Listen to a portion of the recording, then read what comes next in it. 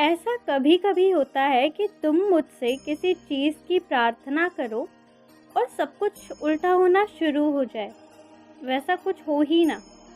और ऐसा लगे कि तुम जो चाह रहे थे उसके विपरीत सब कुछ होगा। यदि तुमने श्रद्धा रखी, सबूरी रखी, थोड़ा मेरे रास्ते पर विश्वास रखा और इंतज़ार किया कि कम से कम मेरे जवाब देने तक उस परिस्थिति पर वहाँ पर टिक जाओ, तो देखना कि कितने सुंदर तरीके से तुम जो चाह रहे हो वही होगा। पर उसके लिए तुम्हें विश्वास रखना होगा, क्योंकि मैं तुम्हें तुम्हारी मंजिल तक पहुँचाने से पहले तुम्हारे सारे बुरे कर्मों को काट रहा हूँ, ताकि सिर्फ मंजिल ही ना मिले तुम्हें, बल्कि तुम वहाँ पर रह सको, खुशी से रहो, शांति से रह पाओ। और जिसके लिए तुमने मेहनत की है उसकी उपलब्धियों को तुम भी हासिल कर पाओ, बस इसलिए। तो जो मुझ पर विश्वास रखता है उसका सदैव कल्याण होता है।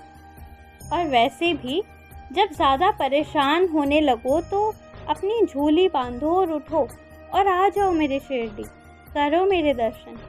चलो शिरडी नहीं आ सकते तो मेरे मंदिर ही आ जाओ, पर आ जाया करो जब भी इच्छा हो तुम्हारी।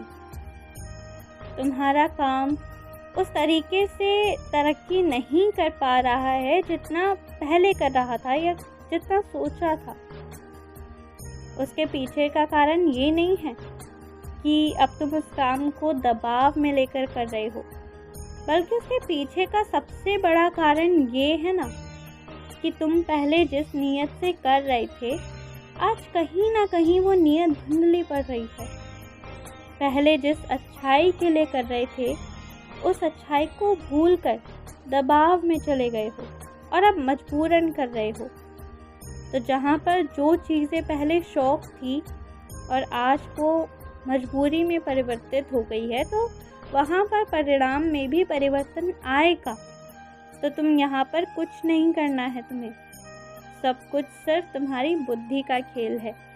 अपने दिमाग को सिर्फ घुमाना है और तुम्हें उसे वापस उस अच्छे इंसान के पास लेकर आना है।